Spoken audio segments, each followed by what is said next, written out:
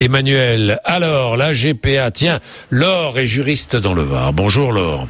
Oui, bonjour. Merci d'être avec nous, Laure. Je vous en prie. Qu'est-ce que vous voulez dire ? Alors la GPA, je voudrais expliquer, c'est la gestation pour autrui, c'est les mères porteuses, voilà ce que c'est la GPA. Exactement. Ouais. Bon, qu'est-ce que vous vouliez dire, Laure ? Je voulais soulever un aspect qui, à mon avis, n'est jamais soulevé, c'est aussi le droit des femmes. C'est que cette GPA, pour moi, ça va être vraiment l'exploitation un peu de la misère des femmes. Et je pense pas que les mères porteuses vont faire ça par plaisir, mais elles feront ça plutôt par nécessité. Et je suis assez choquée, moi, en tant que femme, qu'un État mette en place quelque chose qui va diminuer le droit des femmes. Pour moi, c'est vraiment un peu l'exploitation des femmes et la traite des enfants. C'est quelque chose que je n'arrive pas à comprendre. C'est un recul, à mon avis, en tant que femme. Oui. Oui, non, mais je comprends. Oui, il y a un risque. Que nos ventres sont pas alloués. Enfin, je me dis les plus prostituées. Mais il y a des femmes qui font ça, disent-elles, qui font ça pour aider d'autres femmes qui ne peuvent pas avoir d'enfants. Oui, de façon altruiste. En fait, je suis très partagée sur le sujet. Si vous voulez, je trouve que ces couples homosexuels, finalement, n'assument pas une sexualité qui ne donne pas d'enfants. Donc, ils réclament le droit à l'enfant, alors que... Non, mais la GPA, pardon, je vous coupe juste, Laure, pour vous dire que la GPA, ça ne concerne pas particulièrement les couples homosexuels. Ça concerne aussi les couples hétérosexuels, de la même manière. La GPA, de toute façon, elle est interdite en France, que ce soit pour des couples hétérosexuels ou homosexuels. En plus, il y a un autre point, je trouve qu'il y a quand même des liens qui se créent entre un bébé et sa mère biologique, enfin sa mère porteuse, qui sont, enfin, je veux dire, tous les pédopsychiatres vous en parleront. Et je trouve que c'est quand même un sacré traumatisme pour un enfant d'être séparé du cocon qu'il a vu grandir pendant 9 mois. Je veux dire, ça, on n'en parle jamais. Mais vous avez entendu le témoignage à 7h10 de Sylvie Ménesson ? Non, vous l'avez pas entendu ? Non, je suis confuse. Non, mais ne soyez pas confuse, Laure. Vous rigolez ou quoi ? Sylvie, elle est maman de 2 jumelles nées en 2000 aux États-Unis d'une mère porteuse. Les jumelles ont aujourd'hui 13 ans.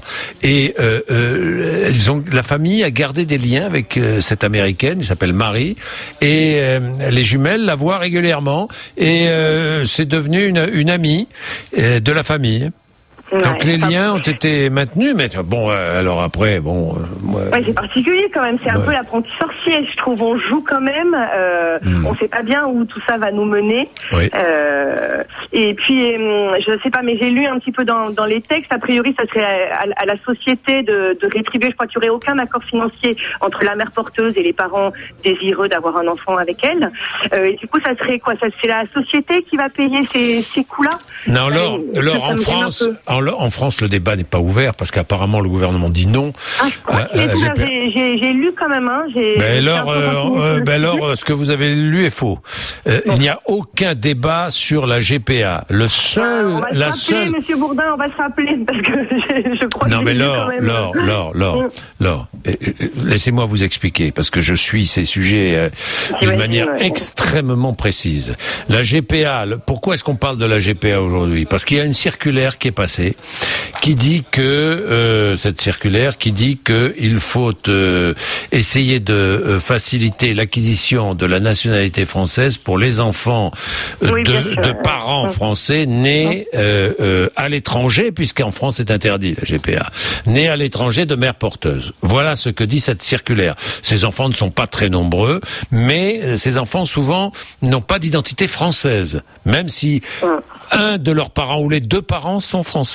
Donc ça pose problème. Voilà. Je rebondirai un peu sur un de vos auditeurs qui avait envoyé un mail en disant, je veux dire, les parents, ils savent ce qu'ils font. Il faut aussi assumer de se mettre dans l'illégalité. C'est un peu facile d'arriver après en disant, je suis allé concevoir un enfant aux États-Unis. Maintenant, c'est à vous de régulariser. Ça me paraît un peu... Oui, mais c'est vrai, Laure, mais doit-on sanctionner les enfants ? Ça, c'est un autre problème. Exactement, mais c'est bien là, à mon avis, le vrai souci. C'est que finalement, dans tous ces débats éthiques, on se place souvent plus du côté des parents qui veulent un enfant.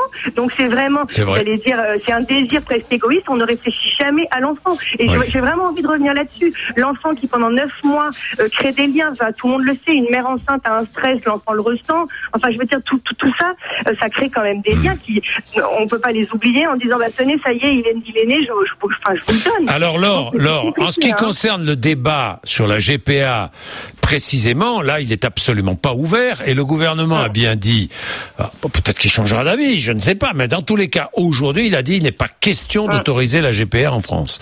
Et apparemment, il le trouble quand même le gouvernement de parler de balancer cette circulaire sur la GPA. Ah, ça c'est autre chose, oui. Oui, mais ça vous avez. C'est quand même pas très bienvenu. Mais ça, je suis d'accord avec vous, Laure. Alors, est-ce qu'il y a une volonté cachée politique? Ça, c'est fort possible. Est-ce que vous savez, je vais vous dire, ce que je regrette profondément dans ce que j'entends à l'Assemblée nationale aujourd'hui, c'est que je le disais tout à l'heure avec Jean-Claude Amessen, mon invité de 8h35, je sais pas si vous l'avez entendu, qui était lui formidable. Eh bien, c'est que les députés, beaucoup, parlent de choses qu'ils ne connaissent pas et ne sont que sur des positions d'un côté comme de l'autre, tranchées, sans écouter les arguments des autres, en étant avec des œillères et bornés. Et moi, je regrette justement qu'il n'y ait pas des séances pendant lesquelles les députés apprennent, écoutent, posent des questions à des hommes et des femmes, des chercheurs, des médecins, des philosophes qui, eux, ont travaillé sur ces questions-là et connaissent ces questions. Ouais, je pense que c'est bien ce dont tout le monde a envie, c'est quand même qu'on ait des vrais débats sur ces vraies questions et que ça ne soit pas imposé avec, j'allais dire, pas une pensée unique, mais je veux dire, quand M. Hollande parle de débat sur ces sujets, mais qu'a priori il changera pas d'avis, c'est que c'est pas des vrais débats. C'est-à-dire un vrai débat, on est censé avancer, tout le monde est censé avancer avec l'avis de spécialistes. Et c'est vrai que pour l'instant, on se sent un peu exclu, je trouve. Vos auditeurs sont là aussi pour le dire. On a envie de vrais débats, alors qu'il y en a pas vraiment. Enfin, grâce à vous, il y en a sur votre antenne, mais on aimerait des débats en profondeur. Je sais pas, moi, même à la télé. Enfin, on aimerait pouvoir entendre effectivement ces spécialistes. Ouais. C'est vrai qu'aucune chaîne de télévision n'a organisé une vraie soirée autour de ces questions. C'est vrai, c'est dommage d'ailleurs. C'est dommage. Merci Laure. Je vous en prie, merci beaucoup. Bonne journée. Bonne journée. Au revoir Laure.